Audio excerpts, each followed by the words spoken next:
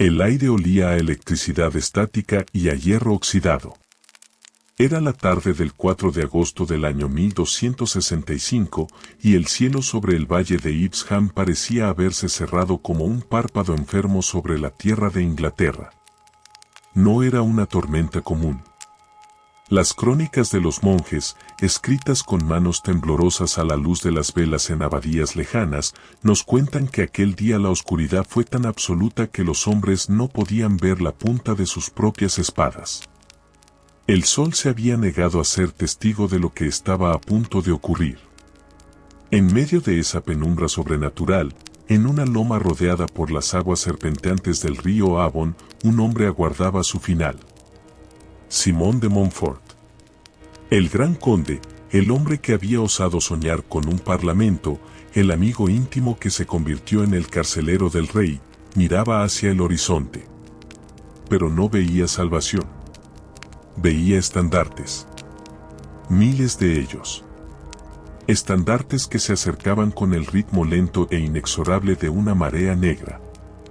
Y al frente de esa marea, cabalgando con la furia fría de un dios vengativo, venía él. El príncipe Eduardo. Antes de adentrarnos en los pasillos de piedra manchados de sangre real, te doy una vez más la bienvenida a Historia Mundial para dormir. Espero que esta noche encuentres muy bien, junto al descanso que a estos reyes se les negó. Tómate un breve momento para suscribirte y darle me gusta al video. YouTube es un laberinto y es muy probable que mañana, cuando quieras volver a dormir, no encuentres este canal. Suscríbete ahora, para de esa forma, tener tu refugio guardado y a mano para la próxima noche de insomnio. Y también cuéntame en los comentarios. ¿Crees que el poder corrompe el alma, o solo revela la oscuridad que ya vivía dentro de nosotros? Ahora sí, que empiece la historia. Simón de Montfort conocía bien a ese joven. Él mismo le había enseñado las artes de la guerra. Él había sido su tío, su mentor, casi un segundo padre. Y ahora, el alumno venía a reclamar su deuda con sangre. Montfort, al ver la disposición táctica del ejército que lo rodeaba, una trampa perfecta de acero y lanzas, no sintió miedo, sino una extraña y triste admiración. Se giró hacia sus hombres, un grupo reducido de leales que sabían que no verían el amanecer, y murmuró unas palabras que el viento se llevaría para siempre. Que Dios se apiade de nuestras almas, porque nuestros cuerpos ya pertenecen al enemigo. La batalla de Ipsham no fue una batalla.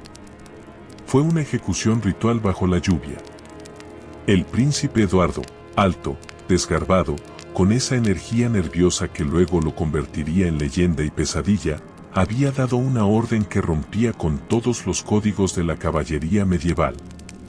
No habría prisioneros. Ese día no se buscaba rescate ni honor. Se buscaba exterminio.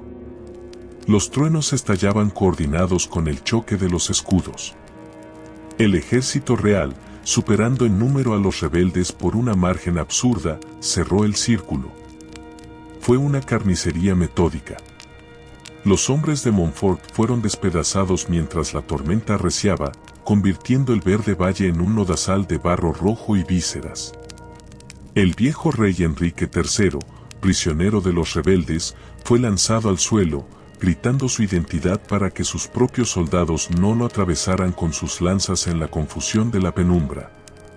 Pero el verdadero horror, el acto que marcaría el nacimiento del monstruo que Inglaterra llegaría a temer, ocurrió cuando encontraron a Simón de Montfort. El conde luchó hasta el final, desmontado, rodeado, blandiendo su espada con la desesperación de quien sabe que las puertas del infierno ya están abiertas. Cuando finalmente cayó, cubierto de heridas, la furia de los realistas no se detuvo.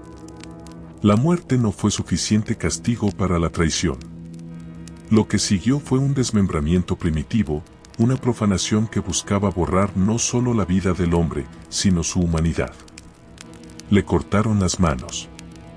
Le cortaron los pies. Separaron su cabeza del tronco y, En un acto de barbarie que heló la sangre incluso de los veteranos más curtidos, le cercenaron los genitales.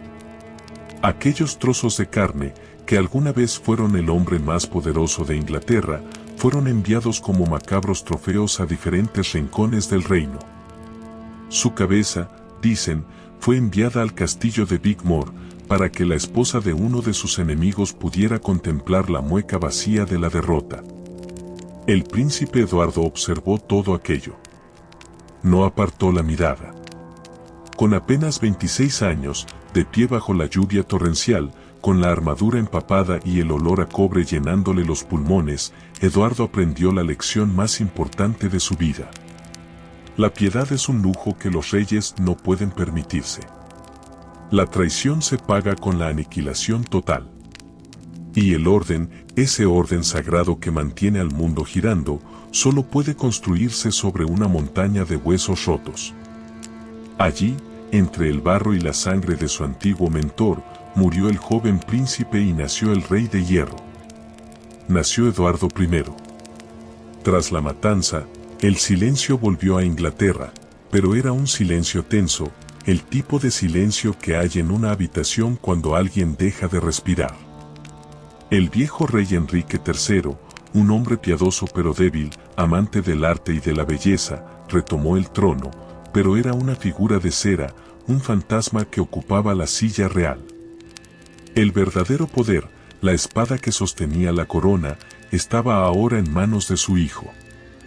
Eduardo partió a las cruzadas poco después, buscando quizás lavar la sangre de Evesham con sangre infiel en Tierra Santa, o quizás simplemente buscando alejarse de la sombra de su padre.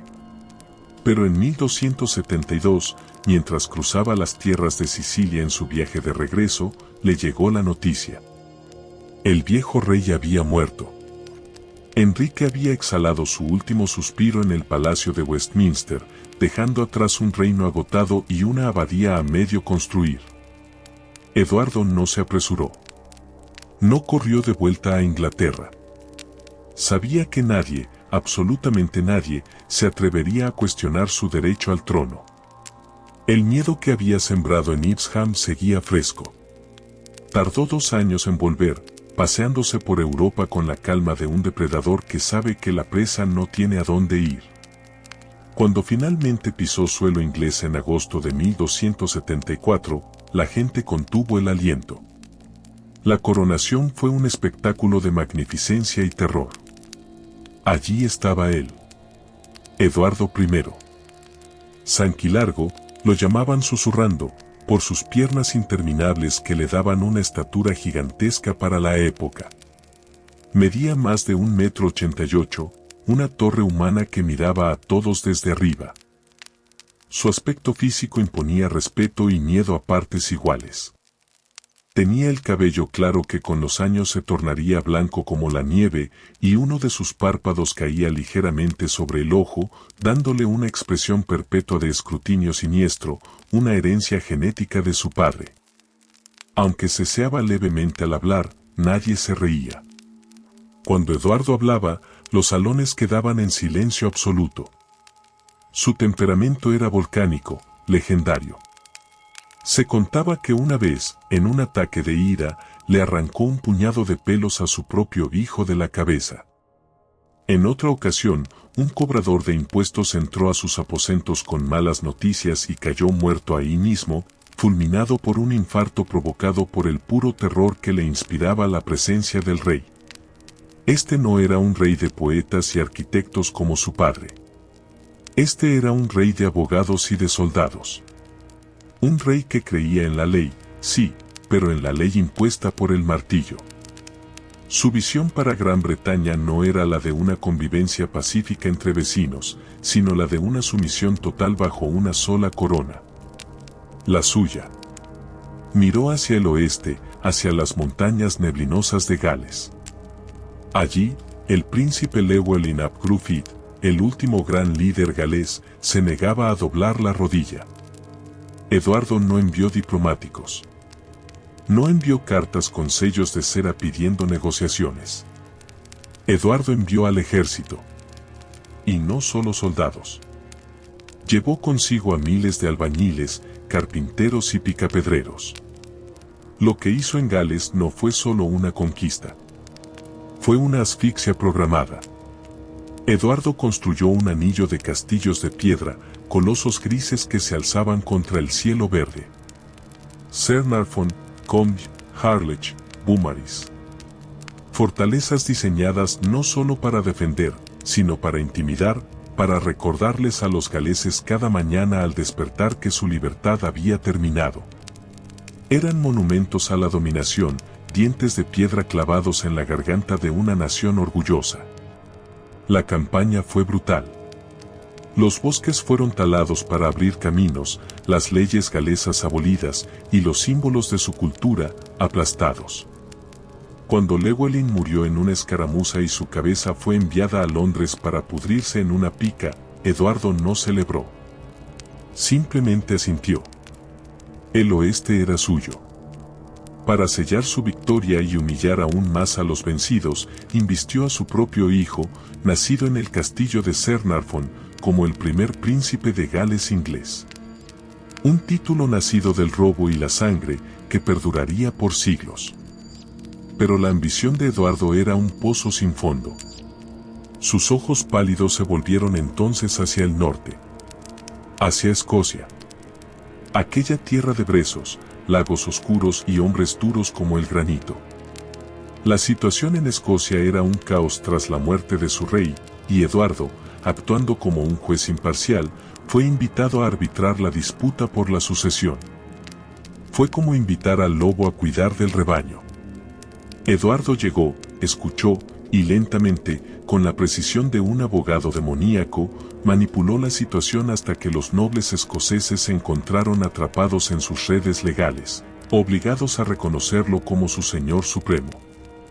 Cuando los escoceses, dándose cuenta demasiado tarde de la trampa, intentaron resistir, Eduardo se quitó la máscara de juez y volvió a ponerse el yelmo de guerra. Su furia cayó sobre la ciudad de Berwick con una violencia bíblica. Las crónicas dicen que la sangre corrió por las calles con tal caudal que podía mover las ruedas de los molinos. Hombres, mujeres, comerciantes, ancianos. Nadie se salvó. Eduardo observaba desde sus murallas provisionales, impasible, mientras la ciudad ardía. Quería dar un ejemplo. Quería que el miedo viajara más rápido que sus caballos hacia el norte, hacia Edimburgo, hacia las tierras altas. Fue en esta campaña donde Eduardo se ganó el nombre que grabaría en su propia tumba. Scotorum Majors. El martillo de los escoceses. No se contentó con vencerlos en el campo de batalla. Quería romper su espíritu. Llegó hasta la abadía de Scone, el lugar más sagrado de la monarquía escocesa, y robó la piedra del destino. Aquel bloque de arenisca tosca, sobre el cual se habían coronado los reyes de Escocia desde tiempos inmemoriales, fue cargado en un carro y llevado al sur, a Londres, para ser encajado bajo el trono de madera de Eduardo.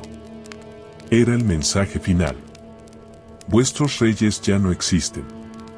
Vuestra historia es ahora mi historia. Vuestro destino está bajo mi culo. Inglaterra, bajo el puño de hierro de Sanquilargo, se convirtió en una potencia formidable. Las leyes se codificaron, el parlamento comenzó a tomar forma, la administración se volvió eficiente. Pero era una paz de cementerio. Una paz comprada con el terror constante a la ira del rey. En los pasillos de la corte, los nobles caminaban de puntillas. Nadie quería despertar al dragón. Sin embargo, incluso los dragones envejecen. Y el tiempo, ese enemigo al que no se puede decapitar ni encarcelar, comenzó a pasar factura al gigante. Sus articulaciones empezaron a doler, su vista a fallar. Y mientras su cuerpo se marchitaba, una preocupación mucho más oscura comenzó a devorarlo por dentro. No eran los rebeldes galeses, ni los patriotas escoceses como William Wallace, a quien había ejecutado con una crueldad teatral. No.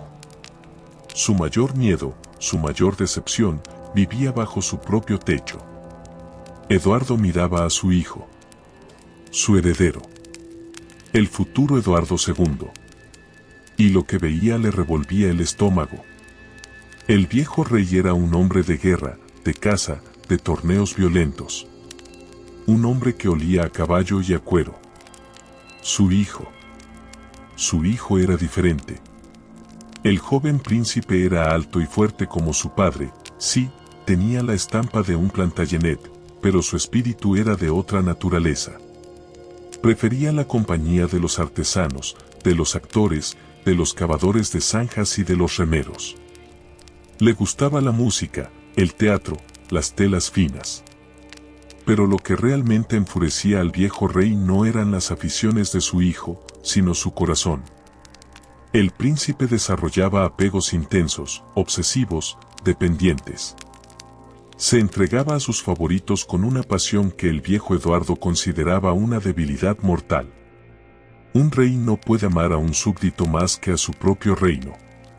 Un rey no puede ser vulnerable. La figura de Piers Gaveston, un caballero gascón de aire arrogante y lengua afilada, se había convertido en la sombra del príncipe. Donde estaba Eduardo hijo, estaba Gaveston. Se vestían con las mismas ropas, compartían la misma mesa, y según los rumores más venenosos de la corte, compartían la misma cama. Para el viejo rey, esto no era solo una aberración moral. Era una amenaza política.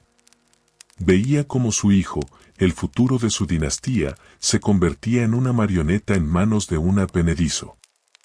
Las discusiones entre padre e hijo hacían temblar las paredes del palacio.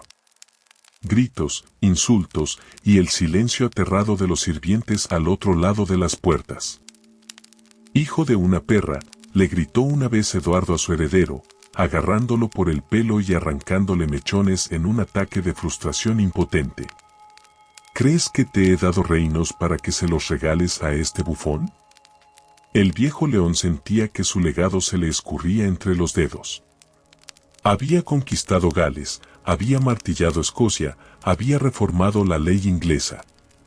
¿Y todo para qué? ¿Para dejárselo a un muchacho que prefería remar en un lago con sus amigos plebeyos que liderar una carga de caballería? La tragedia se estaba gestando. El odio de la nobleza hacia los favoritos del príncipe crecía como un tumor. Y Eduardo I, el hombre que había controlado todo, que había sometido naciones enteras, se dio cuenta con amargura de que no podía controlar lo único que importaba ahora: el futuro. La muerte lo encontró en el camino, como siempre. En julio de 1307, en Borg-Bassans, cerca de la frontera con Escocia. Iba a castigar una vez más a los rebeldes del norte, arrastrando su cuerpo enfermo en una litera, negándose a morir en una cama de plumas. Sus últimas órdenes fueron las de un maníaco obsesionado con la victoria más allá de la tumba. Cuentan las leyendas que pidió que hirvieran su cuerpo para separar la carne de los huesos, y que llevaran sus huesos al frente del ejército cada vez que marcharan contra los escoceses. Mientras mis huesos marchen con vosotros, dicen que Grasnow, Escocia nunca será libre. Pero su hijo no lo hizo. El joven Eduardo, ahora rey Eduardo II, no tenía estómago para esas cosas. Hizo llevar el cuerpo de su padre de vuelta a Londres, a la abadía de Westminster. Lo enterraron en una tumba de mármol gris Purbeck, sobria, sin adornos, tal como había sido su alma. La inscripción que grabaron años después lo resumía todo. Aquí yace Eduardo I, el martillo de los escoceses. Cumplid vuestra palabra. El gigante había caído. El tirano descansaba. Y ahora, el trono de Inglaterra, ese asiento peligroso y maldito, quedaba en manos del joven príncipe de los ojos tristes y las pasiones prohibidas. La era del hierro había terminado. La era del caos estaba a punto de comenzar. Con el viejo tirano bajo tierra, Inglaterra exhaló un suspiro de alivio que duró lo que tarda una vela en apagarse. Muchos esperaban que el joven Eduardo, libre al fin de la sombra aplastante de su padre, floreciera. Esperaban un reinado de paz, de artes, de cierta suavidad tras décadas de guerra brutal. Pero se equivocaban. No entendían que la debilidad en un rey es mucho más peligrosa que la crueldad. La crueldad tiene un propósito. La debilidad invita al caos. La primera orden de Eduardo II no fue asegurar la frontera con Escocia. No fue revisar las cuentas del tesoro ni reunirse con sus consejos. Su primer acto soberano fue enviar una carta urgente al otro lado del mar, a Francia. Una carta para Piers Gaveston. El exilio había terminado. Vuelve, decían las líneas, escritas con la prisa de un amante desesperado. Vuelve, hermano mío. El viejo ha muerto. El reino es nuestro. Y Gaveston volvió. No regresó con la humildad de quien ha sido perdonado, sino con la arrogancia de quien se sabe dueño del trono. Cuando se reencontraron, las crónicas dicen que el rey se arrojó a sus brazos, besándolo y llamándolo hermano, ignorando a los nobles que observaban la escena con los dientes apretados. Para colmo, Eduardo le otorgó el título de conde de Cornualles, un honor reservado exclusivamente para la sangre real. Fue el primer escupitajo en la cara de la antigua nobleza. No sería el último. Pero había un asunto pendiente, un deber ineludible que la corona exigía. El matrimonio. Eduardo debía casarse. La elegida era Isabel de Francia, hija del rey Felipe el Hermoso, el monarca más poderoso y temido de la cristiandad. Isabel tenía apenas 12 años. Era conocida como la Bella de las Bellas, una niña de inteligencia afilada y ojos observadores, criada en la corte más sofisticada de Europa. Ella viajó hacia Inglaterra esperando encontrar a un rey, a un héroe, a un compañero. Lo que encontró fue a un hombre que miraba a través de ella. La boda se celebró en Bolonia, en enero de 1308. Fue un evento fastuoso, pero los invitados notaron algo inquietante. Eduardo regaló las mejores joyas, las que formaban parte de la dote de su propia esposa, a Piers Gaveston. Isabel, humillada en silencio, observó cómo su marido pasaba más tiempo susurrando y riendo con el caballero gascón que atendiéndola a ella. La verdadera catástrofe, sin embargo, ocurrió semanas después, durante la coronación en la abadía de Westminster. El 25 de febrero de 1308 debía ser un día de gloria sagrada. Pero el aire dentro de la abadía estaba viciado. La multitud era tal que, según cuentan, un caballero murió aplastado por la presión de la gente contra las columnas de piedra. Hacía calor, un calor sofocante y antinatural para el invierno inglés. Cuando la procesión real entró en la nave central, un murmullo de indignación recorrió los bancos de los varones como un viento helado. Delante del rey, portando la corona de San Eduardo, el objeto más sagrado del reino, no iba un gran duque ni un pariente de sangre. Iba Piers Gaveston. Y no vestía como un noble inglés. Iba vestido de púrpura imperial, un color reservado únicamente para la realeza, cubierto de perlas, brillando más que el propio monarca. Fue un insulto calculado. Una declaración de guerra estética. Durante el banquete posterior, el desastre fue total. La comida se sirvió tarde y mal cocinada. Las decoraciones eran grotescas. ¿Y el rey?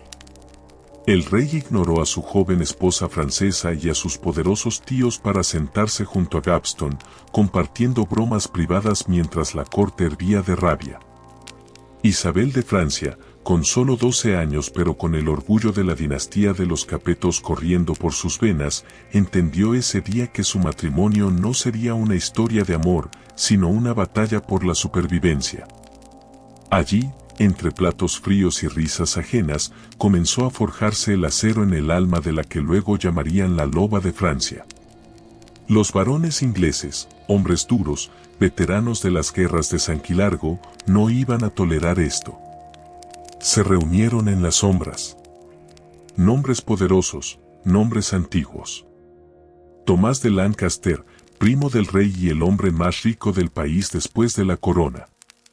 El conde de Warwick, a quien Gaveston había apodado el perro negro de Ardern.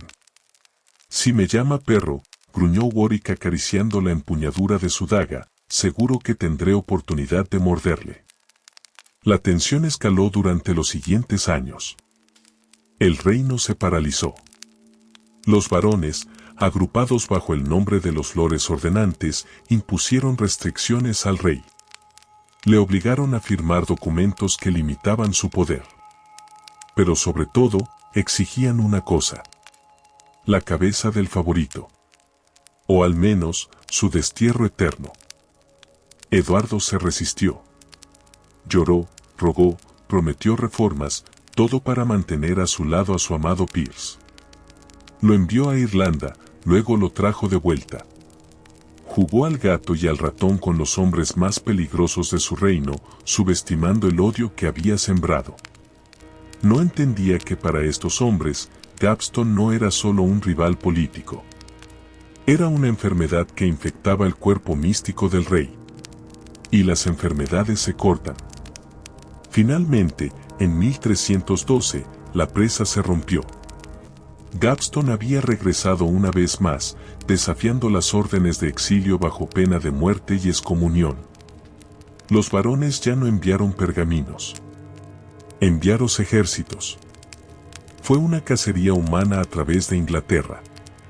El rey y su favorito huyeron hacia el norte, abandonando incluso a la reina Isabel embarazada en el priorato de Teignmouth, un detalle que ella jamás perdonaría. La huida fue patética y desesperada. Eduardo intentó levantar un ejército, pero nadie acudió a su llamado. El rey quedó aislado, y Gaveston, buscando refugio, se encerró en el castillo de Scarborough, una fortaleza inexpugnable sobre los acantilados del Mar del Norte. Pero el hambre y la falta de suministros no entienden de muros de piedra. Gaveston tuvo que rendirse. Se le prometió un salvoconducto. Se le prometió un juicio justo. Se le prometió que podría hablar con el rey una última vez. Pero los hombres que lo capturaron, liderados por el perro negro Warwick, no tenían intención de cumplir ninguna promesa. Lo llevaron hacia el sur. Fue un viaje lento, una marcha fúnebre anticipada. Gaveston, montado en una mula, atado, recibía los insultos de los campesinos a su paso. Ya no vestía de púrpura. Ya no brillaban las perlas. Solo quedaba el hombre asustado, el advenedizo que había volado demasiado cerca del sol. Llegaron a Warwick.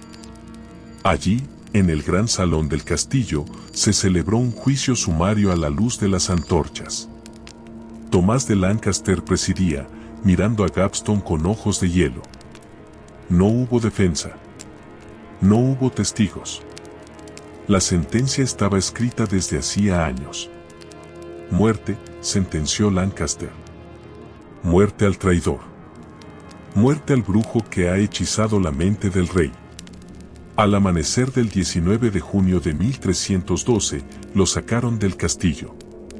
Lo llevaron a un lugar llamado Blacklow Hill, un terreno que pertenecía al conde de Lancaster, para que la sangre cayera en tierra legal. El cielo estaba gris, como si el mismo clima de Inglaterra, que tanto había odiado el gascón, viniera a despedirlo. Gaveston rogó. Gritó. Invocó el nombre del rey. Pero solo encontró rostros de piedra. 2 galeses fornidos lo sujetaron. No hubo verdugo real, no hubo hacha afilada ceremonial. Uno de los soldados atravesó su vientre con una espada para hacerlo caer de rodillas. El otro, con un movimiento brutal y carente de toda elegancia, le cortó la cabeza. La cabeza rodó por la hierba húmeda, con los ojos abiertos, mirando hacia el sur, hacia donde estaba su rey.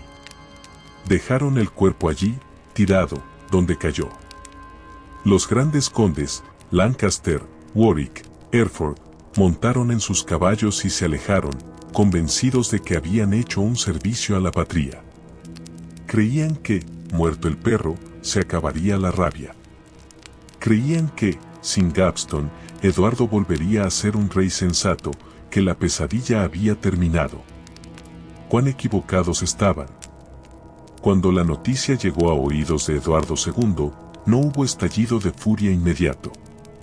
No rompió muebles ni gritó maldiciones al cielo. Se quedó quieto, pálido. Un silencio aterrador emanaba de él. Dicen que el duelo es el precio que pagamos por el amor. Pero en el caso de un rey, el duelo se transforma en algo mucho más oscuro.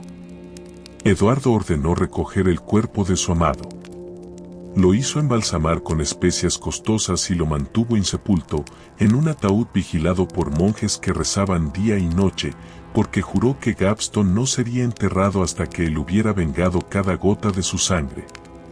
En ese momento, algo se rompió definitivamente dentro de Eduardo. La poca cordura, la poca piedad que le quedaba, murió en Blackwell Hill junto a Pierce. Miró hacia sus primos, hacia los grandes lores de su reino, y ya no vio súbditos. Vio asesinos. La primera traición se había consumado. La sangre real, aunque fuera por adopción del afecto, había sido derramada por la nobleza. Se había cruzado una línea invisible. El respeto sagrado por la voluntad del monarca se había disuelto.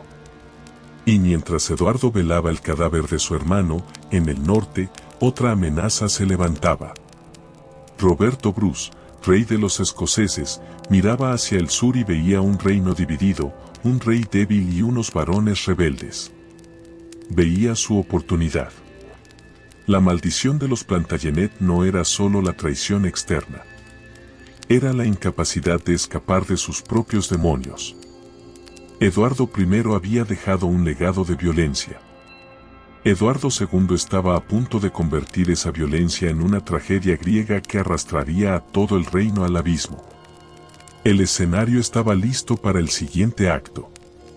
Un acto donde el hambre azotaría la tierra, donde las madres comerían a sus hijos, y donde una reina despreciada aprendería que la venganza es un plato que se sirve, preferiblemente, con la cabeza de un rey en una bandeja.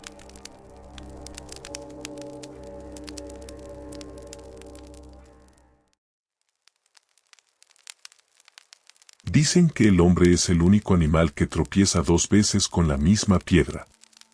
Pero Eduardo II no tropezó. Se arrojó contra ella con los brazos abiertos. Tras la muerte de Piers Gaveston, el rey no buscó la reconciliación con su esposa ni la paz con sus varones. Buscó un reemplazo. Y lo encontró en la figura de Hugo Despenser. Si Gaveston había sido arrogante, Despenser era simplemente cruel. Un hombre de codicia infinita que, junto a su padre, comenzó a devorar las tierras y las riquezas de Inglaterra como una plaga de langostas con títulos nobiliarios. Y en medio de este torbellino de incompetencia y avaricia, estaba ella. Isabel. Durante años, Isabel de Francia había soportado lo insoportable. Había visto cómo su marido regalaba sus joyas. Había soportado que la dejaran atrás en medio de una guerra. Había tolerado que le quitaran a sus hijos para entregárselos a la custodia de los amigos del rey. Pero el amor, cuando se pudre, no desaparece. Se transforma en algo mucho más frío y peligroso que el odio. Se transforma en un cálculo matemático de destrucción. La reina solicitó permiso para viajar a Francia, su tierra natal, con la excusa de mediar en un conflicto diplomático.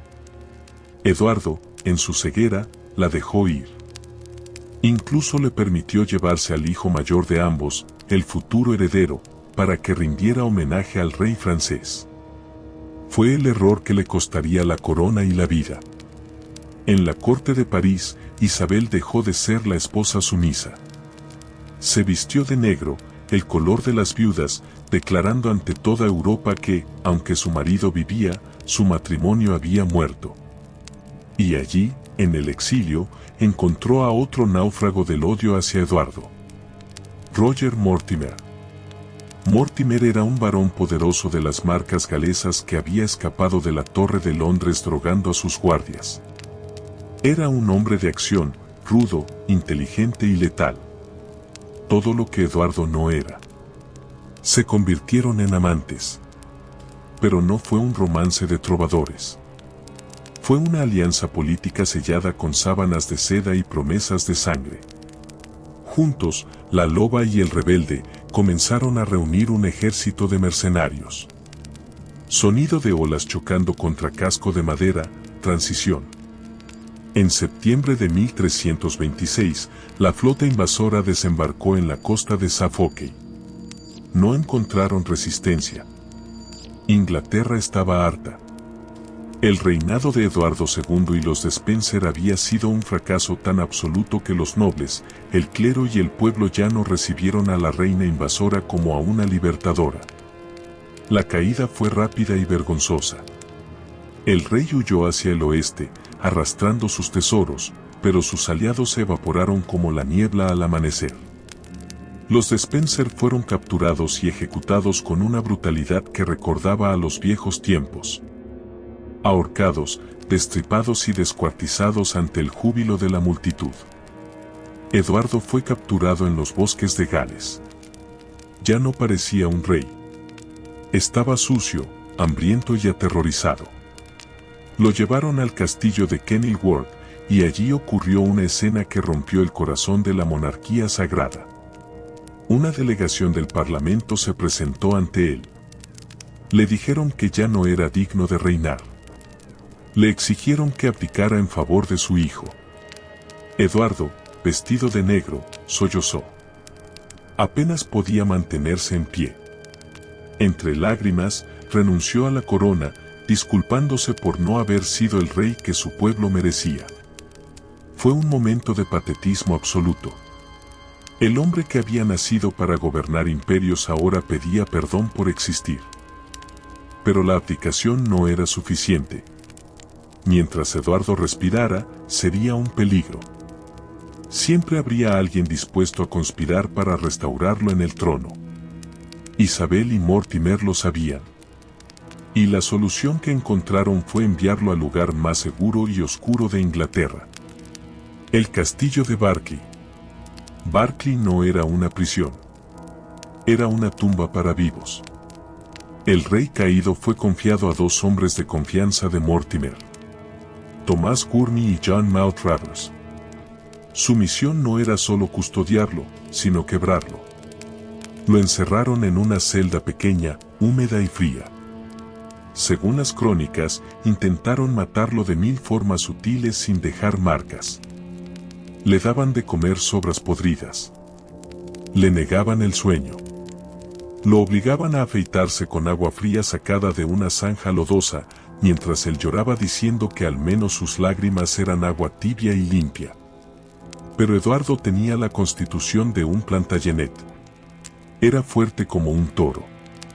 A pesar del maltrato, a pesar de la depresión, su cuerpo se negaba a morir. Y eso impacientó a los nuevos dueños del reino. La orden final llegó en septiembre de 1327. Tenía que parecer una muerte natural. Que no haya marcas en el cuerpo, rezaba la instrucción implícita. Que nadie pueda acusarnos de regicidio. La noche del 21 de septiembre fue una noche sin luna. El castillo de Berkeley dormía en silencio, rodeado por los bosques negros de Gloucester. Pero en las profundidades de la torre del homenaje se preparaba el horror. Gurney y Maltravers entraron en la celda. Eduardo dormía, agotado. Lo despertaron bruscamente. Al ver los rostros de sus verdugos y los instrumentos que traían, el rey comprendió. No había escapatoria. No había guardias leales. Solo piedra, oscuridad y dolor. Lo inmovilizaron. Una mesa pesada, o quizás un colchón de plumas, fue arrojado sobre su pecho para que no pudiera moverse, para que no pudiera luchar, para que no quedaran moretones visibles en su piel pálida. Lo que sucedió a continuación ha sido debatido por historiadores durante siglos, pero la leyenda oscura persiste, susurrada con miedo. Dicen que para no dejar huella externa, utilizaron un cuerno de vaca hueco, introducido en su cuerpo por la fuerza. y a través de ese cuerno deslizaron un hierro de espetar, calentado al rojo vivo en las brasas de la chimenea hasta que brillaba como el ojo de un demonio. El hierro penetró en sus entrañas, quemando los órganos vitales desde adentro, cocinando sus entrañas sin dejar una sola quemadura en la piel exterior. Una muerte diseñada por una mente enferma. Una violación final y absoluta. Pero hubo algo que no pudieron ocultar. Algo que no pudieron silenciar con colchones ni muros de piedra de 2 metros de espesor. El grito. Cuentan los habitantes del pueblo de Barky que, esa noche, un alarido inhumano atravesó las paredes del castillo y se derramó sobre el valle. Un grito tan largo, tan lleno de agonía y desesperación, que despertó a los campesinos en sus camas. Quienes lo escucharon se santiguaron en la oscuridad, rezando por el alma de quien quiera que estuviera sufriendo tal tormento, sabiendo en el fondo de sus corazones que lo que escuchaban no era la muerte de un hombre, sino la muerte de un rey a manos de traidores. A la mañana siguiente, presentaron el cadáver. Estaba intacto. Parecía dormir plácidamente. Pero su rostro conservaba una mueca sutil, una tensión en la mandíbula que hablaba del infierno que había visitado en sus últimos segundos. Eduardo II fue enterrado en la catedral de Gloucester con toda la pompa real. Isabel y Mortimer caminaron detrás del ataúd, vestidos de luto riguroso, fingiendo un dolor que no sentían. Creían haber ganado. Creían que con el viejo rey muerto y el nuevo rey siendo apenas un adolescente manipulable, Inglaterra era suya. Pero olvidaron un detalle. Olvidaron que el joven muchacho que caminaba junto a ellos, Eduardo III, tenía los ojos de su abuelo. Tenía la mirada del martillo. Y mientras observaba cómo bajaban a su padre a la tierra, el joven rey no lloraba. Estaba tomando notas. El reinado de Isabel y Mortimer fue breve y rapaz. Se comportaron como tiranos, enriqueciéndose mientras el país se desmoronaba. Trataban al joven Eduardo III como a un niño, ignorando que el niño estaba creciendo y que la sangre de los Plantagenet, esa sangre volcánica, hervía en sus venas. En octubre de 1330, el rey, con 17 años, decidió que ya había tenido suficiente. La corte estaba en el castillo de Nottingham. Mortimer, paranoico, dormía rodeado de guardias. Pero Eduardo conocía su propio reino mejor que el usurpador. En medio de la noche, el joven rey y un grupo de fieles se adentraron en las cuevas de arenisca que horadaban el subsuelo de la ciudad. Guiados por la luz de antorchas vacilantes, subieron por pasadizos secretos, escaleras olvidadas excavadas en la roca viva, hasta emerger directamente dentro del castillo, burlando todas las defensas. Irrumpieron en la cámara de la reina. Isabel gritó al ver a su hijo armado, con la espada desenvainada manchada de la sangre de los guardias de Mortimer. «Buen hijo, ten piedad del gentil Mortimer», suplicó ella, cayendo de rodillas. Pero la piedad había muerto en Barky. Eduardo arrestó a Mortimer con sus propias manos. El gentil amante fue llevado a Londres, juzgado como traidor y ahorcado en Tyburn. Su cuerpo quedó colgado durante 2 días y 2 noches para que todos vieran qué pasa cuando se toca la corona.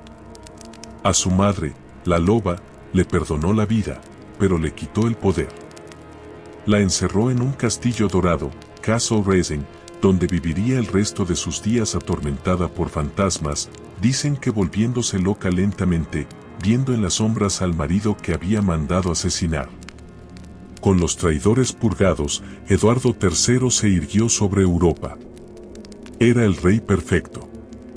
Alto, rubio, carismático. Amaba la guerra, amaba los torneos, amaba el honor. Bajo su mando, Inglaterra vivió un verano indio, una época dorada que parecía sacada de las novelas del rey Arturo. Fundó la Orden de la Jarretera, reuniendo a los mejores caballeros del reino en una hermandad de acero y virtud. Lanzó a Inglaterra a la Guerra de los 100 años, reclamando el trono de Francia. Sus arqueros, hombres comunes con arcos de tejo, destrozaron a la flor de la caballería francesa en la batalla de Crecy. Era la victoria de la tecnología sobre la tradición, del arco largo sobre la armadura. Inglaterra era invencible. El botín fluía hacia Londres. Se celebraban fiestas interminables, justas donde los caballos llevaban bardas de terciopelo y los caballeros luchaban por la mirada de las damas. El mundo parecía joven, fuerte y eterno. La muerte parecía algo que solo ocurría en el campo de batalla, algo glorioso y lejano. Pero en el este, más allá de las estepas de Asia, más allá de las rutas de la seda, algo había despertado. Algo antiguo. Algo hambriento. No traía espadas, ni estandartes, ni declaraciones de guerra. Viajaba en silencio, escondido en la piel de las ratas, en los estómagos de las pulgas, en las bodegas de los barcos mercantes.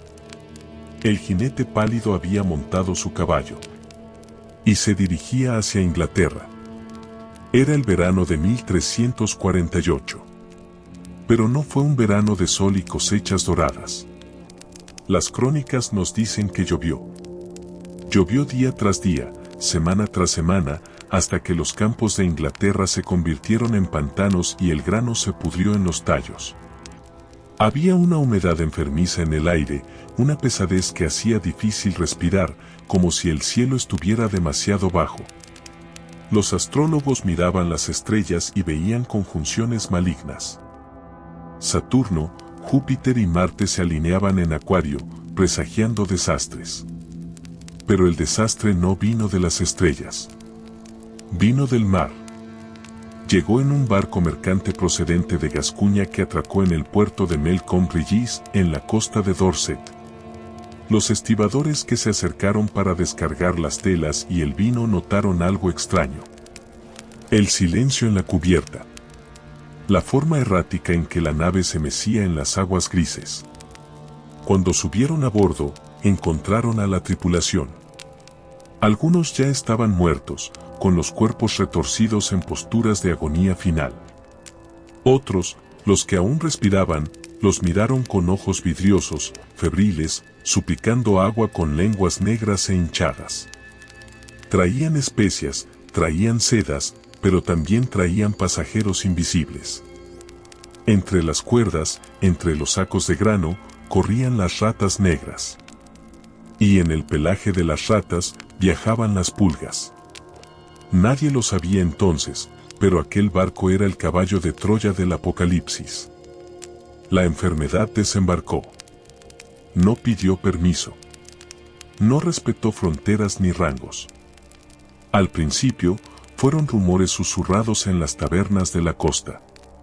Historias de gente que se iba a dormir sana y no despertaba. Historias de pueblos enteros que dejaban de responder a los recaudadores de impuestos. Pero pronto, el rumor se convirtió en una realidad física, tangible y aterradora. La llamaron la Gran Mortandad. Más tarde, la historia la bautizaría con un nombre más oscuro. La peste negra. El horror biológico que se desató sobre la población medieval es difícil de imaginar para nosotros hoy. La enfermedad atacaba con una velocidad sobrenatural. Una persona podía estar almorzando con sus amigos y estar muerta antes de la cena. El primer síntoma era un frío repentino, un escalofrío que calaba hasta los huesos y que ninguna manta podía quitar. Luego venía la fiebre, una fiebre que hervía la sangre. Pero lo que aterrorizaba a la gente, lo que hacía que las madres abandonaran a sus hijos y los maridos huyeran de sus esposas, eran las marcas. Bajo las axilas, en la ingle, en el cuello, aparecían bultos duros, negros y dolorosos. Los bubones. Algunos crecían hasta tener el tamaño de una manzana o un huevo. Eran ganglios linfáticos repletos de pus y sangre negra, que el cuerpo, en un intento desesperado por defenderse, expulsaba hacia afuera. Si el bubón reventaba, a veces, solo a veces, el paciente sobrevivía. Pero la mayoría de las veces, la infección se volvía interna. Manchas oscuras, púrpuras y negras, aparecían por toda la piel. Eran las fichas de Dios, la señal inequívoca de que la muerte había venido a cobrar. El aliento de los enfermos se volvía fétido, un olor a podredumbre interna que llenaba las habitaciones y las casas. La gente escupía sangre. La tos era constante, húmeda, desgarradora. Y con cada tos, una lluvia invisible de muerte se esparcía por el aire, condenando a cualquiera que estuviera cerca. La plaga avanzó desde la costa hacia el interior, devorando kilómetros día tras día. No era un ejército que se pudiera combatir con espadas o arcos largos. Eduardo III, el rey guerrero, el héroe de Crecy, se encontró impotente. ¿Cómo se lucha contra un enemigo que no tiene cuerpo? ¿Cómo se asedia a la niebla? Llegó a Londres en noviembre. La capital, con sus calles estrechas, sus casas de madera apiñadas y sus alcantarillas abiertas, se convirtió en una necrópolis. El sistema social colapsó. Los cementerios de las iglesias se llenaron en cuestión de semanas. Ya no había espacio para entierros individuales, para ceremonias solemnes, para el respeto debido a los difuntos. Se cavaron grandes fosas comunes en lugares como East Smithfield. Zanjas largas y profundas en la tierra fría donde los cuerpos eran arrojados unos sobre otros, capa tras capa, como si fueran fardos de mercancía averiada, cubiertos apenas por una fina capa de tierra antes de recibir la siguiente carga de cadáveres al amanecer. Los cronistas de la época, monjes que veían morir a sus hermanos uno por uno hasta quedar solos en monasterios vacíos, escribieron con una prosa cargada de fatalismo. No había nadie que enterrara a los muertos, por miedo o por enfermedad. El padre no visitaba al hijo, el hijo no visitaba al padre. La caridad estaba muerta. El sonido de Inglaterra cambió. Antes, el aire estaba lleno del repique de las campanas de las iglesias, marcando las horas, las misas, los días festivos. Ahora, las campanas callaban. No había campaneros para tocarlas. Y aunque los hubiera, tañer por cada muerto habría significado un estruendo infinito, ininterrumpido, día y noche. El paisaje rural se transformó en una escena onírica y perturbadora. Los campos quedaron sin arar. El trigo se pudrió sin que nadie lo cosechara. El ganado, las ovejas y las vacas, vagaban libres por los caminos y los prados, balando y mugiendo, sin pastores que los guiaran, muriendo también por miles, no por la peste, sino por el abandono y la sarna.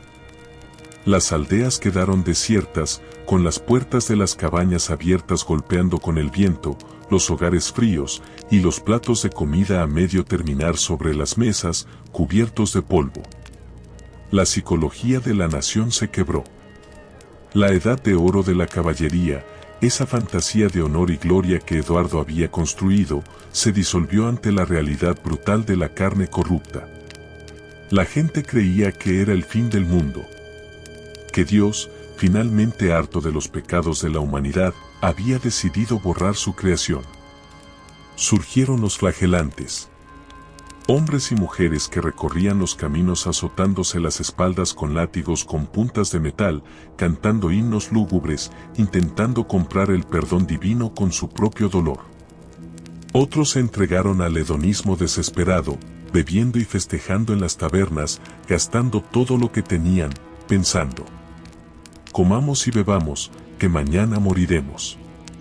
Y la muerte, en su democracia absoluta, tocó a la puerta más alta de todas. Eduardo III había planeado un matrimonio brillante para su hija favorita, la princesa Juana. Era una joven de 15 años, hermosa, culta, la joya de la corte. Iba a casarse con Pedro de Castilla, heredero del trono español. Era una alianza poderosa. El rey preparó un ajuar impresionante para su hija. Vestidos de terciopelo bordados con hilo de oro, camas plegables, vajillas de plata, tapices exquisitos. Juana partió hacia el sur en una flota de barcos, rodeada de damas de honor, trovadores y caballeros. Era una procesión de alegría y futuro. Pero cuando la comitiva llegó a Bordeaux, en el sur de Francia, el aire ya tenía el sabor metálico de la plaga. Los funcionarios locales advirtieron a la princesa: «No desembarque, Alteza. La muerte camina por estas calles». Pero la juventud se siente invencible, y los planes de los reyes no suelen detenerse por rumores de enfermedad. Juana se instaló en el castillo real de la ciudad. Y allí, el jinete pálido la encontró. No hubo espada que pudiera defenderla. No hubo muro de piedra lo suficientemente grueso. La princesa, la hija del hombre más poderoso de Europa, contrajo la fiebre. En cuestión de horas, su piel de porcelana se manchó con las marcas negras. Sus pulmones se llenaron de fluido. Murió el 2 de septiembre de 1348. La noticia llegó a Inglaterra semanas después. Eduardo III, el hombre que había visto morir a miles en el campo de batalla sin pestañear, se derrumbó. Escribió una carta al rey de Castilla, una carta que se conserva y que nos muestra, por un instante, no al monarca, sino al Padre. «Hemos puesto nuestra confianza en Dios», escribió, «pero nuestro corazón está herido por el dardo del dolor. La familia real ha sido golpeada. Ningún ser humano puede sorprenderse si la ira divina castiga a la tierra. Hemos enviado a nuestra hija, un ángel, para que sea reina, y ahora es una reina en el cielo, casada no con un príncipe terrenal, sino con la muerte misma». Fue un golpe del que el espíritu de la época nunca se recuperó del todo. La muerte de Juana demostró que la peste no distinguía entre la sangre de un campesino y la sangre de un Plantagenet. Todos eran iguales ante la fosa. Cuando la epidemia finalmente comenzó a remitir, años después, Inglaterra era otro país. Casi la mitad de la población había desaparecido. La mitad. Imagina mirar a tu alrededor y que una de cada 2 personas que conoces ya no exista. El feudalismo, el sistema que había sostenido el mundo medieval durante siglos, quedó herido de muerte. Faltaban manos para trabajar la tierra. Los campesinos supervivientes, dándose cuenta de su valor, comenzaron a exigir salarios más altos, a desafiar a sus señores. El miedo se transformó en una extraña audacia. Pero en el arte, en la mente de los hombres, quedó una cicatriz profunda. El optimismo gótico, las catedrales de luz y altura, dieron paso a algo más sombrío. Apareció un nuevo tema en las pinturas de las iglesias: la danza macabra. Esqueletos sonrientes bailando con reyes, con obispos, con damas y con mendigos, arrastrándolos a todos hacia la misma oscuridad. Memento mori, susurraban las paredes. Recuerda que morirás. Eduardo III sobrevivió, pero su mundo dorado se había vuelto gris. La orden de la jarretera seguía reuniéndose, pero había sillas vacías en la mesa redonda. La gloria de la guerra parecía ahora un juego frívolo comparado con el horror de la plaga. Y aunque el rey intentó mantener la fachada de magnificencia, la dinastía había sido tocada. La semilla de la discordia, regada por la muerte y el caos social, comenzaba a germinar de nuevo. El rey envejecía. Y mientras su mente comenzaba a nublarse, sus hijos, una manada de lobos nacidos en la púrpura, empezaron a mirarse unos a otros no como hermanos, sino como rivales. Pero la peste no fue el único verdugo que rondaba los pasillos de palacio. Hubo otra tragedia, una más lenta, más íntima, que terminó de romper la columna vertebral de la dinastía. Inglaterra tenía un ídolo. Eduardo de Woodstock, el hijo mayor del rey, conocido por la historia y por sus enemigos como el Príncipe Negro. Quizás por el color de su armadura, o quizás por la ferocidad de su alma en combate. Era el guerrero perfecto, el héroe de Poitiers, el hombre que había capturado al rey de Francia. Estaba destinado a ser el rey más grande que la isla hubiera visto jamás. Pero el destino tiene un sentido del humor cruel. Durante una campaña en España, apoyando a reyes lejanos en guerras que no eran suyas, el príncipe negro contrajo algo que ninguna espada podía parar. Disentería. Hidropesía. Una enfermedad que lo hinchaba y lo consumía al mismo tiempo. El hombre que había cabalgado como un dios de la guerra volvió a Inglaterra convertido en un espectro, transportado en una litera, demasiado débil para levantar su propio escudo. Murió en junio de 1376. No en el campo de batalla, como soñaba, sino en una cama, ahogado por sus propios fluidos. Toda Inglaterra lloró. Con él moría la promesa de un futuro seguro. Y esto dejó al viejo rey, Eduardo III, solo en el escenario.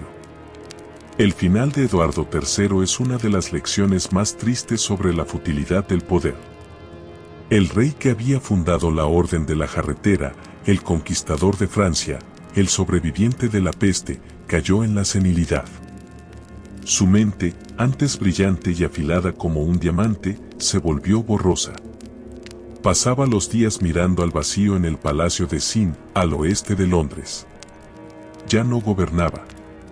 Quien gobernaba en las sombras era su amante, una mujer llamada Alice Peters. Alice no era noble de nacimiento, pero tenía una ambición que rivalizaba con la de cualquier varón. Mientras el rey babeaba y balbuceaba incoherencias, ella controlaba el acceso a sus aposentos, vendía favores judiciales y acumulaba tierras. La corte la odiaba, la llamaban bruja y ramera, pero mientras el rey respirara, ella era intocable. El acto final de esta tragedia ocurrió en junio de 1377. El rey estaba muriendo.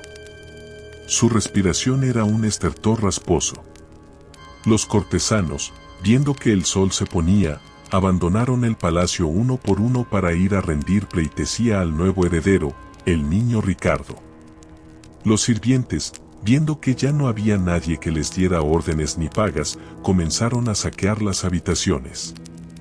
Se llevaron los tapices, los candelabros de plata, incluso las sábanas de repuesto. Eduardo III, el león de Inglaterra, quedó solo en su habitación, abandonado por todos aquellos que habían jurado morir por él. Solo quedó Alice Peters. Pero ella no se quedó para consolarlo. Se acercó al lecho del moribundo. Vio que los ojos del rey ya estaban vidriosos, fijos en un punto invisible del techo. Con dedos rápidos y fríos, Alice tomó la mano del rey. No para besarla, sino para sacarle los anillos. Le arrancó los anillos de oro y rubíes de los dedos huesudos, forzándolos sobre los nudillos artríticos del hombre que la había elevado de la nada.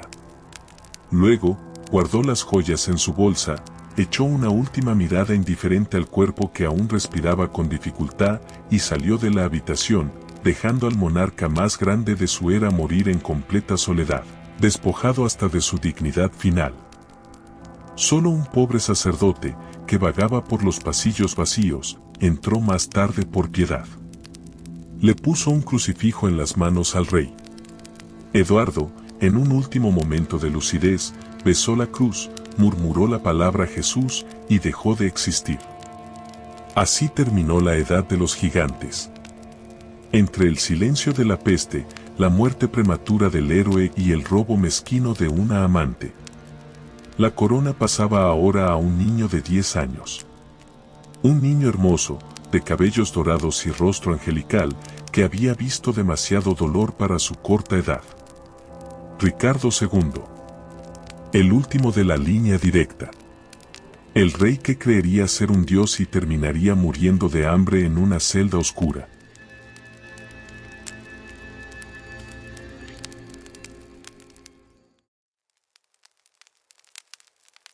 La muerte de Eduardo III marcó el fin de una era de certezas. El viejo león había cerrado los ojos, y con él se desvanecía la imagen de una Inglaterra unida por la gloria de la espada. Pero la verdadera tragedia no fue la muerte del anciano rey, sino la muerte prematura de su hijo, el príncipe negro. Aquel guerrero formidable, amado por el pueblo y temido por los franceses, dejó un vacío que la naturaleza, siempre cruel, decidió llenar con un niño. Ricardo. Ricardo de Burdeos. Tenía apenas 10 años cuando la pesada corona de San Eduardo fue colocada sobre su cabeza de cabellos dorados. Imagina a un niño, rodeado de adultos rapaces, tíos poderosos y ambiciosos como Juan de Gante, duque de Lancaster, que miraban el trono con ojos de lobo hambriento. Ricardo creció en ese nido de víboras, y para sobrevivir, construyó una fortaleza. Pero no una fortaleza de piedra, sino una fortaleza mental. Pero para entender por qué el alma de Ricardo se retorció hasta convertirse en la de un tirano solitario, debemos detenernos en el fuego. Debemos volver a ese año terrible de 1381, cuando el niño rey tenía apenas 14 años. Fue el verano en que el orden del mundo se invirtió. Imagina el sonido de Londres ardiendo. No era un incendio accidental. Era la furia de los desposeídos. 100.000 hombres, liderados por un techador llamado Bat Tyler y un sacerdote loco llamado John Bull, marcharon sobre la capital. El aire olía a humo de paja y a carne quemada. El joven Ricardo, encerrado en la Torre de Londres, se asomó a las ventanas y vio algo que ningún rey debería ver. Vio cómo la turba asaltaba el Palacio de Savoy, la residencia más lujosa de Inglaterra, propiedad de su tío Juan de Gante. No lo saquearon para robar. Lo saquearon para destruir. Arrojaron al río Támesis tapices invaluables, rompieron vajillas de oro con martillos y lanzaron a las llamas barriles de pólvora, haciendo volar la estructura en pedazos. Pero el horror no se detuvo en los objetos. Ricardo vio desde su torre cómo arrastraban al arzobispo de Canterbury, Simon Sudbury, a la colina de la torre. El arzobispo era un hombre santo, la voz de Dios en Inglaterra. Pero a la turba no le importó. Lo pusieron de rodillas sobre un tronco. El verdugo improvisado, un hombre del pueblo sin experiencia, estaba tan nervioso o tan borracho que necesitó 8 golpes de hacha para separar la cabeza del cuerpo. 8 golpes. Ricardo escuchó los gritos. Vio la sangre manchar la hierba. Y esa imagen, la de la autoridad sagrada siendo despedazada por la muchedumbre sucia y violenta, se grabó en su cerebro adolescente como un hierro candente. Decidió allí mismo, mientras temblaba tras los muros de piedra, que él nunca sería vulnerable. Que él sería una estatua de mármol, inalcanzable, divina. Cuando al día siguiente salió a enfrentarlos en Smithfield y logró dispersarlos con esa valentía casi suicida, nació el mito. Pero también nació el desprecio. Ricardo comenzó a odiar a su propio pueblo. Los veía como bestias que necesitaban un látigo, no un pastor. Los años siguientes fueron un intento desesperado de borrar ese recuerdo con belleza. Ricardo transformó la corte inglesa en un lugar de fantasía. Mientras los viejos varones, hombres con cicatrices y manos callosas, hablaban de tácticas militares y asedios, Ricardo hablaba de moda. Introdujo zapatos con puntas tan largas y curvadas que debían atarse a las rodillas con cadenas de plata y oro para poder caminar. Se rodeó de hombres que compartían su visión estética, hombres como Roberto de Vere, conde de Oxford. Roberto de Vere no era solo un favorito. Era la obsesión del rey. Ricardo lo colmó de títulos absurdos, nombrándolo duque de Irlanda, un título que no existía y que ofendió profundamente a la antigua nobleza. Se pasaban los días encerrados en habitaciones privadas, ignorando al consejo real, diseñando ropas, riendo de los rudos guerreros que protegían las fronteras. El rey gastaba el tesoro nacional como si fuera agua. Hizo traer cocineros de Francia que preparaban platos prohibidos y exóticos. En sus banquetes se servían cisnes asados con sus plumas vueltas a colocar, pareciendo vivos, y castillos de azúcar que derramaban vino dulce. Todo era una obra de teatro. Ricardo exigía que se le tratara como a un ídolo religioso. Nadie podía mirarlo directamente a los ojos. Si su mirada se posaba sobre ti, debías caer de rodillas inmediatamente, estuvieras donde estuvieras. Esta desconexión con la realidad no fue gratuita. Los varones, liderados por su tío el duque de Gloucester y por su primo Enrique, se levantaron una primera vez. Fue el llamado Parlamento Despiadado. Ricardo, con 21 años, fue obligado a sentarse en su trono y ver cómo juzgaban y ejecutaban a sus amigos. Vio cómo decapitaban a su tutor, Simón Burley, un anciano caballero que lo había cargado en brazos cuando era bebé. Ricardo lloró. Rogó por la vida de su amigo. Se arrodilló ante sus propios súbditos pidiendo piedad. Pero los varones, con rostros de piedra, dijeron que no. La cabeza de Burley cayó. Y con ella, murió la poca humanidad que le quedaba al rey. Ricardo se secó las lágrimas, se alisó la túnica de terciopelo y volvió a sentarse en el trono. No dijo nada. Pero en sus ojos azules, fríos como el hielo de invierno, juró una venganza que tardaría 10 años en madurar. Una venganza lenta, calculada, que terminaría con el destierro de su primo Enrique y, finalmente, con su propia destrucción. Ricardo II se convenció a sí mismo de una verdad peligrosa. Él no era un hombre. Él era el ungido de Dios. Su palabra no era ley porque fuera sensata, sino porque salía de labios divinos. A diferencia de su abuelo y de su padre, a Ricardo no le gustaba el olor a caballo ni el sudor de los campos de entrenamiento. Ricardo amaba la belleza. Amaba la seda, el terciopelo, los perfumes exóticos traídos de Oriente. Fue él quien introdujo en la corte inglesa el uso del pañuelo, un refinamiento que los viejos varones guerreros consideraban una afeminación vergonzosa. Mientras sus tíos querían guerra con Francia, Ricardo quería paz, arte y adoración. Su corte se convirtió en un teatro de vanidad. Gastaba fortunas inimaginables en ropa, en joyas, en banquetes donde la comida se esculpía con formas fantásticas. Se rodeó de favoritos, hombres jóvenes y aduladores que le decían lo que quería oír, aislándolo cada vez más de la realidad de su reino. Pero la realidad tiene la mala costumbre de golpear la puerta cuando menos se la espera. En 1381, el pueblo estalló. La revuelta de los campesinos. Hartos de impuestos, hartos de la peste y de la servidumbre, miles de hombres armados con guadañas y hachas marcharon sobre Londres. Quemaron palacios, decapitaron al arzobispo de Canterbury y tomaron la Torre de Londres. Fue en ese momento de caos absoluto donde Ricardo, con solo 14 años, mostró un destello de la grandeza de su sangre. Se enfrentó a la turba enfurecida en Smithfield. Cuando el líder rebelde cayó muerto, y los campesinos preparaban sus arcos para masacrar al rey, Ricardo cabalgó hacia ellos, solo y desprotegido, y gritó: «Yo seré vuestro capitán. Seguidme». Su valentía desarmó a la multitud. Los campesinos, maravillados por la figura de ese niño rey que brillaba como un ángel, bajaron las armas. Ricardo lo salvó. Pero este éxito tuvo un efecto secundario venenoso. Confirmó su delirio. Si podía controlar a una turba asesina con solo levantar la mano, entonces realmente era intocable. Realmente era un dios. Creció, y con él creció su tiranía. Ricardo no olvidaba ni perdonaba. Años después de la revuelta, se vengó de los nobles que habían intentado controlarlo durante su minoría de edad.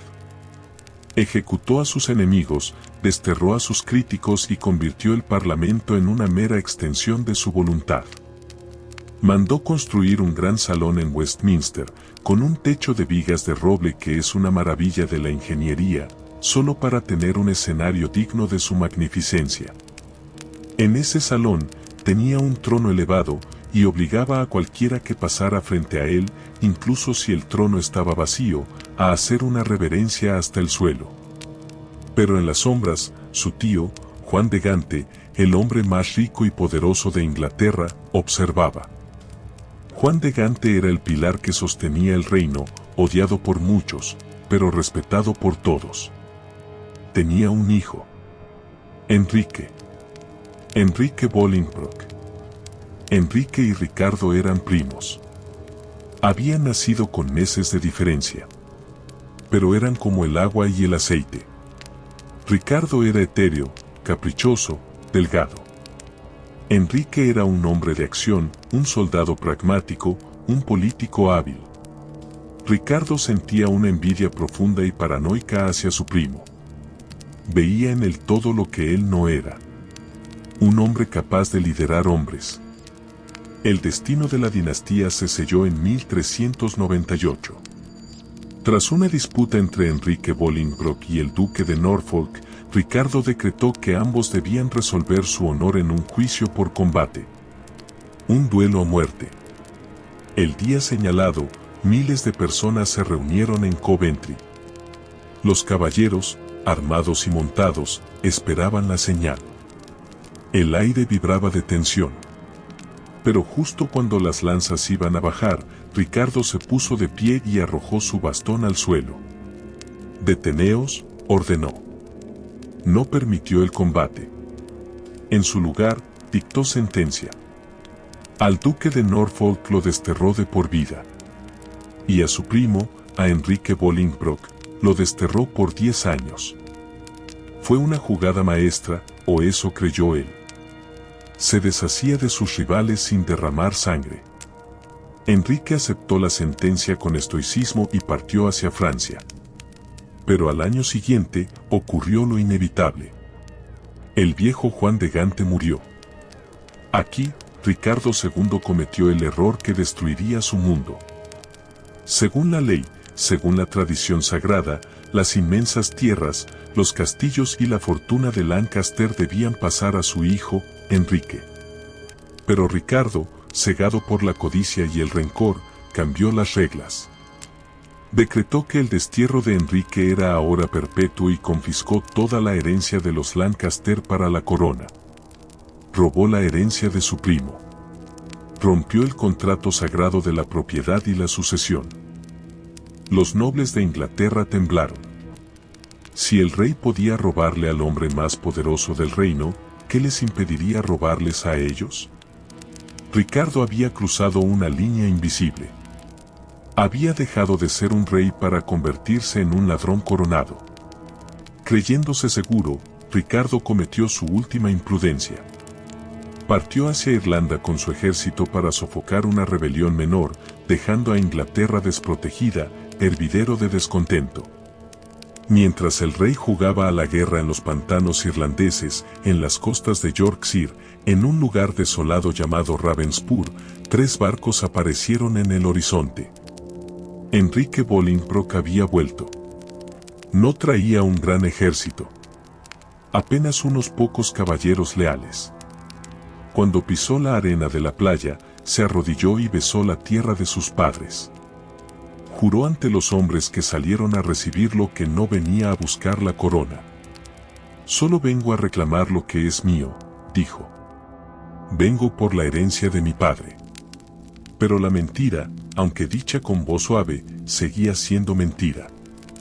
A medida que Enrique avanzaba hacia el sur, los grandes nobles del norte se unían a él.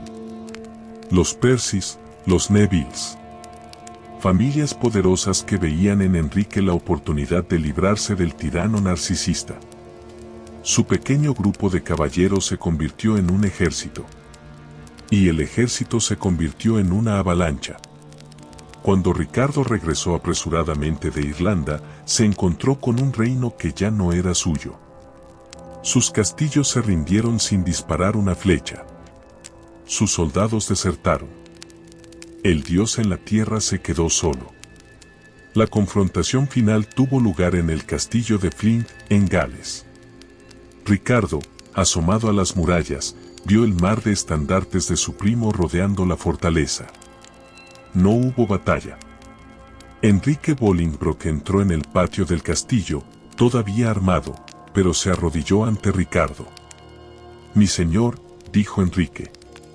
He vuelto antes de lo que decretasteis, porque dicen que no habéis gobernado bien a vuestro pueblo. Con la ayuda de Dios, yo os ayudaré a gobernarlo mejor. Ricardo, pálido, con la máscara de divinidad resquebrajada, miró al hombre que tenía el poder de matarlo allí mismo. Entendió que el juego había terminado. Buen primo, respondió con voz quebrada, si eso os place, a mí también. Lo llevaron a Londres. No como rey, sino como prisionero. La multitud, que años atrás lo había aclamado, ahora le lanzaba basura y maldiciones. Lo encerraron en la Torre de Londres, el mismo lugar donde había buscado refugio durante la revuelta campesina. El 29 de septiembre de 1399, Ricardo II, el hombre que creía hablar con Dios, fue obligado a leer un documento ante el Parlamento. Un documento donde confesaba sus crímenes, su incompetencia y su indignidad para reinar. Fue obligado a abdicar. El trono quedó vacío. Pero solo por un instante. Enrique Bolingbroke dio un paso adelante, hizo la señal de la cruz y reclamó la corona por derecho de sangre y por la ayuda de Dios. En ese momento, se rompió algo mucho más profundo que una sucesión política. Se rompió el tabú. Un rey ungido había sido depuesto por la fuerza de las armas. La corona ya no era un regalo divino. Era un trofeo para el más fuerte. Ricardo fue llevado en secreto al norte, al castillo de Pontefract. Una fortaleza fría, oscura, lejos de los ojos de la corte. Y allí, el último Plantagenet directo se enfrentó a su destino final. El castillo de Pontefract, en el norte de Inglaterra, es un lugar donde el invierno parece durar para siempre. Sus muros son gruesos, húmedos, diseñados para mantener el calor afuera y la desesperación adentro. En una celda profunda de esta fortaleza, en febrero del año 1400, un hombre estaba sentado en la oscuridad. Ya no vestía terciopelo. Ya no olía a perfumes de Damasco. Su ropa estaba raída, su cabello enmarañado, su piel pálida como el papel viejo. Ricardo, el que fuera rey de Inglaterra, señor de Irlanda y duque de Aquitania, estaba solo. Su primo, el usurpador Enrique IV, tenía un problema. Mientras Ricardo viviera, aunque fuera encerrado en una caja de piedra, sería un estandarte para los rebeldes. Hubo un levantamiento en enero, una trama torpe de los pocos condes leales que quedaban para asesinar a Enrique y restaurar a Ricardo. La trama falló, y los conspiradores fueron ejecutados. Pero Enrique comprendió que no podía permitirse la piedad. Un rey vivo es un peligro. Un rey muerto es una tragedia, y las tragedias se olvidan con el tiempo. Pero Enrique no quería mancharse las manos con sangre real directamente. No quería enviar a un verdugo con un hacha. Eso sería demasiado vulgar, demasiado evidente. La muerte de Ricardo tenía que ser pasiva. La orden que llegó a Pontefract fue el silencio. Y con el silencio, llegó el hambre. Imagina la tortura lenta de la inanición. No es un dolor agudo y repentino. Es un desvanecimiento. El cuerpo, privado de combustible, comienza a consumirse a sí mismo. El frío se vuelve insoportable porque no hay calor interno para combatirlo. La mente, antes llena de visiones de grandeza y divinidad, comienza a nublarse, a poblarse de alucinaciones.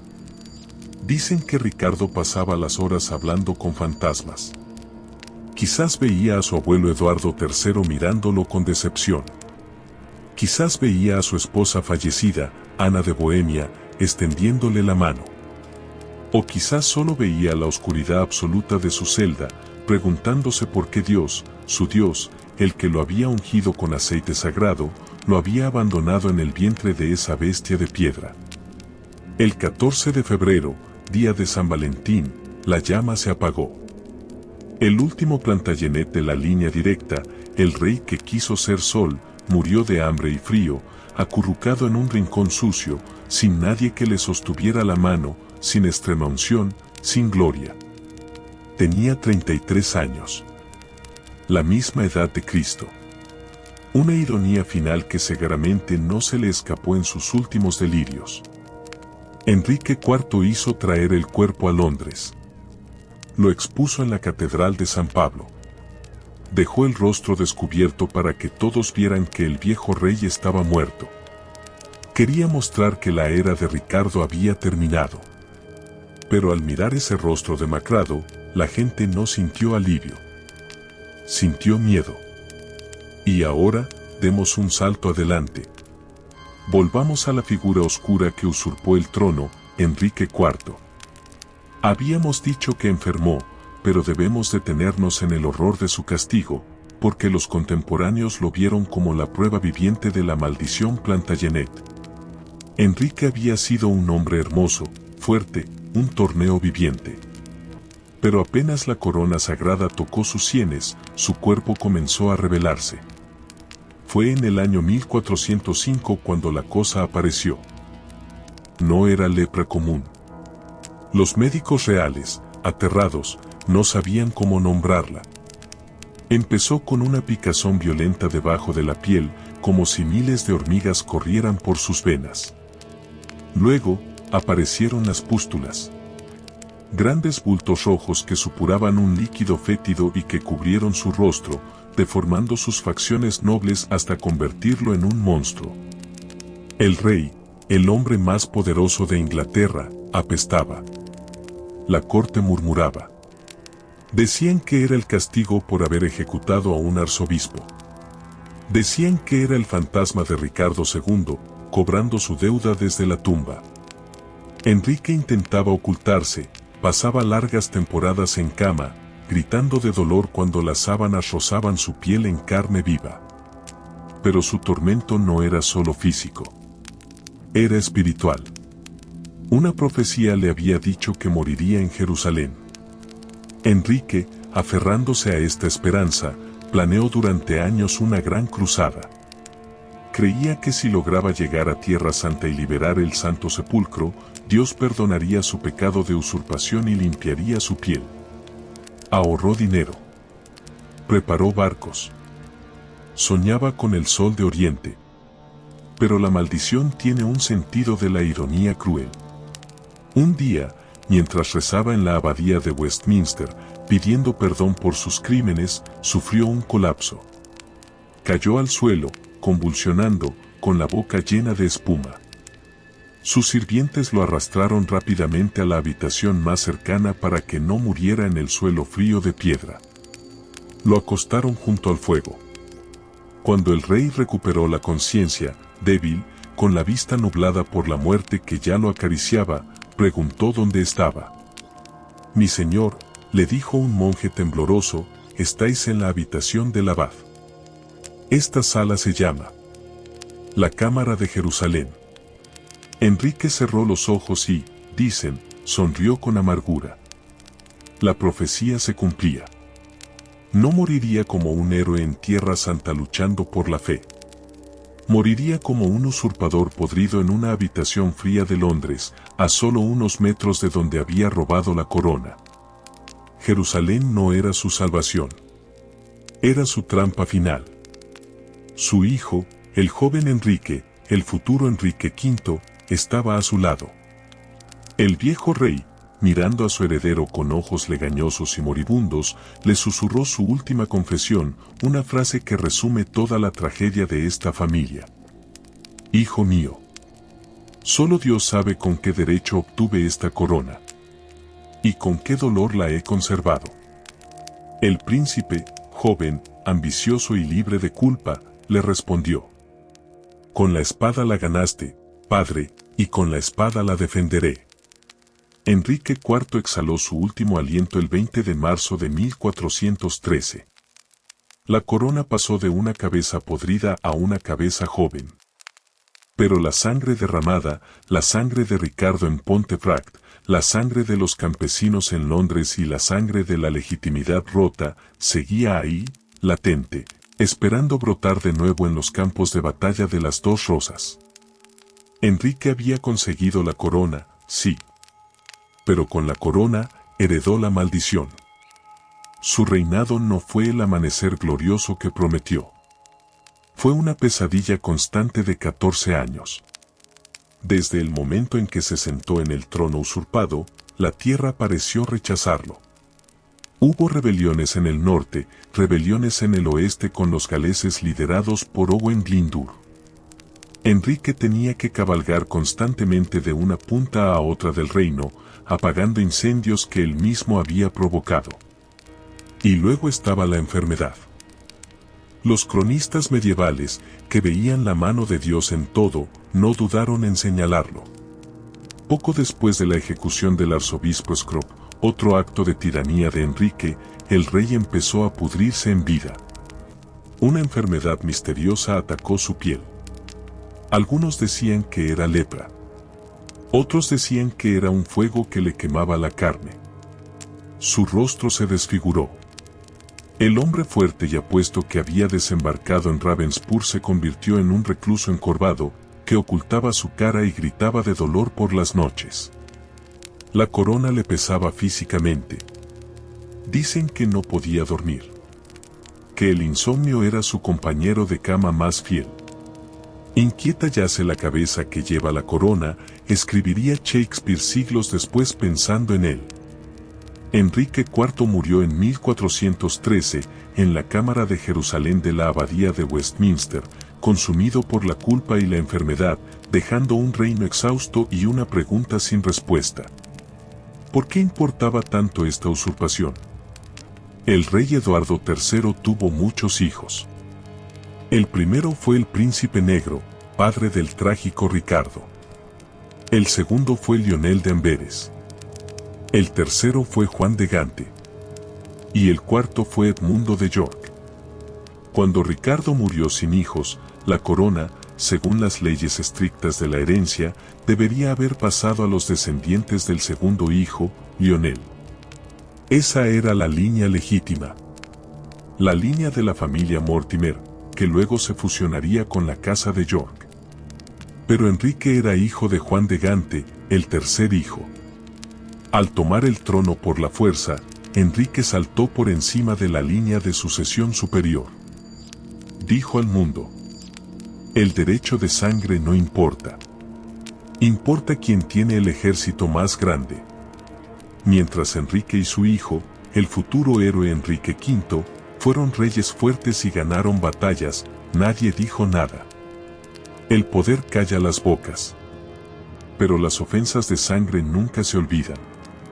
Los descendientes de la línea desplazada, los York, observaban desde las sombras. Esperaban. Guardaban su rencor como una herencia preciosa, pasándola de padres a hijos. Se formaron dos bandos en la mente de la nobleza inglesa. Por un lado, la casa de Lancaster. Los descendientes del usurpador. Su símbolo era una rosa roja. Representaban el poder de facto, la fuerza bruta, el rey que se sienta en el trono y sostiene el cetro. Por otro lado, la casa de York. Los descendientes de la línea desplazada. Su símbolo era una rosa blanca. Representaban la legitimidad perdida, el derecho antiguo, la promesa de que algún día, la verdadera sangre volvería a reinar. Durante años, estas dos rosas crecieron juntas, enredando sus espinas en silencio. Pero la paz era una ilusión. Inglaterra era un barril de pólvora seco, esperando una chispa. Y esa chispa llegaría años más tarde, cuando un rey Lancaster perdiera la cabeza, literalmente volviéndose loco, y la casa de York decidiera que el tiempo de esperar había terminado. La usurpación de 1399 no fue el final de la historia. Fue el prólogo de la carnicería. Fue el momento en que los primos dejaron de ser familia y se convirtieron en enemigos mortales.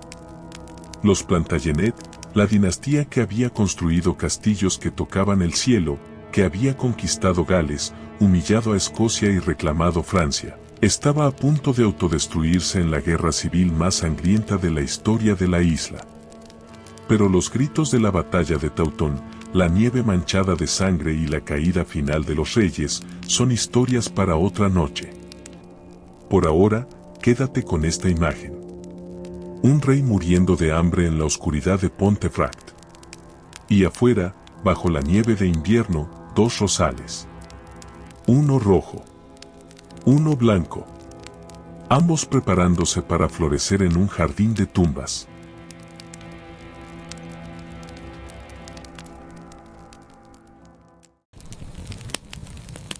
Cuando miramos hacia atrás, a través de la niebla de 300 años, vemos algo que debería hacernos temblar. Los Plantagenet lo tuvieron todo. Eduardo I, el gigante, construyó un imperio de piedra y leyes sobre las espaldas de galeses y escoceses. Eduardo III, el rey del sol, trajo una gloria tan brillante que cegó a toda Europa, humillando a Francia y creando una corte de caballeros perfectos. Parecían eternos. Parecían de granito, como sus castillos. Sobrevivieron a las flechas en las cruzadas. Sobrevivieron a las tormentas en el mar. Sobrevivieron incluso a la peste negra, ese monstruo invisible que devoró a la mitad de la humanidad y que, sin embargo, no pudo romper la línea de sucesión. La biología no pudo matarlos. Los ejércitos extranjeros no pudieron vencerlos. La gran ironía, la broma final y cruel del destino, es que los únicos capaces de destruir a los Plantagenet fueron los Plantagenet. No fue un enemigo externo el que derribó sus murallas. El enemigo no venía de Francia ni de Escocia. El enemigo estaba sentado a su propia mesa, compartiendo su propio pan, llevando su mismo apellido. La ambición familiar, ese veneno lento, demostró ser más letal que cualquier bacteria y más afilada que cualquier espada. El tiempo, el verdadero rey de este mundo, borra por igual a los tiranos y a los santos. Y en esa oscuridad final, en ese olvido democrático, quizás Ricardo y Enrique, el primo traicionado y el primo usurpador, finalmente hayan encontrado la paz que en vida se negaron mutuamente. Esto fue historia mundial para dormir. Si has llegado hasta aquí, eres parte de la resistencia que busca la verdad en la oscuridad. No olvides suscribirte y activar la campana para más historias como estas, y cuéntame en los comentarios. ¿Crees que el destino de una familia está escrito en su sangre, o somos libres de romper las cadenas de nuestros padres? Por ahora, deja que la historia descanse. Deja que los fantasmas de los reyes vuelvan a sus tumbas de mármol. Tú estás a salvo aquí, en el presente, lejos del frío de los castillos y del filo de las espadas. Cierra los ojos. Respira profundo. Y déjate llevar por la corriente del tiempo hacia el único reino donde todos somos libres. El reino de los sueños. Gracias una vez más por estar ahí. Buenas noches.